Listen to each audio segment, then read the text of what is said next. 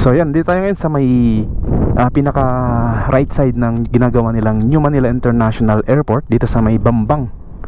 Yan, Bulacan.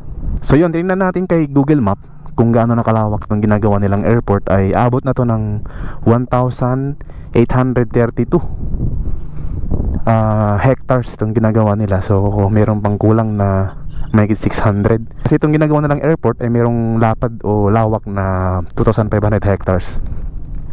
So yung ginagawa nila ngayon ay land development, and then next year ay ayon sa timeline nila ay magkakaroon ng pagtatayo ng mga buildings, yan, mga runways. Meron ng mga ganap na construction. So as of now, nakikita natin na yung mga equipment nila ay nandun na lang sa pinakadulo. Yung nakikita natin, meron silang pinaka-barracks doon. So siguro yung pagkakaalam ko dito ay sinisettled nila itong pinaka-lupa na, kasi mataas na siya. Yung taas ng niyan, yung tambak na lupa o buhangin.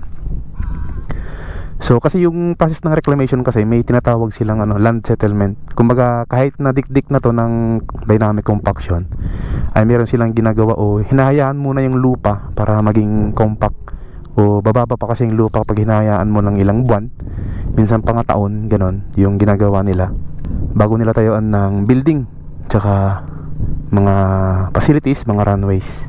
Yan, kaya ganun yung nangyari dito. Doon naman sa bandang area na malapit sa may Malabon, kasi yung NAIA ay nakuha rin ng San Miguel Corporation. Siguro yung ibang manpower nila ay nandun pumunta o gumagawa, kasi nirarush din yon o kailangan matapos din agad yun para magamit na rin ng, kasi yun yung main airport natin sa Metro Manila, kaya nakuha yun ng San Miguel Corporation. Kaya siguro dun muna sila nag-focus, kasi yung ibang area naman dito, yung phase 1 naman siguro dito sa airport na to ay tapos na. Kumbaga yung land, yung lupa na lang dito ay sinesettled na lang para matayuan na ng mga buildings. Ang New Manila International Airport ay project ng San Miguel Corporation.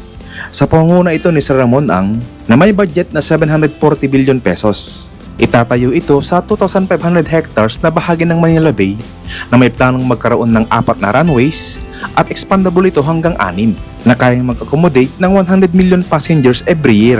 Ang airport na ito ay isa sa pinakamoderno, pinakamahal at pinakamalaking airport sa Pilipinas pag ito ay natapos na. Ang paligid nito ay magkaroon ng seaports, residential area at industrial zone na itatayo para sa komersyo at turismo. Ito ay magkaroon din ng expressway na layuning mapabilis ang biyahe na hindi aabot ng 30 minutes mula Maynila. Isa dito ay ang NALEX o Northern Access Link Expressway na magdudugtong mula NLEX patungo sa airport. Pangalawa ay ang SALEX o Southern Access Link Expressway.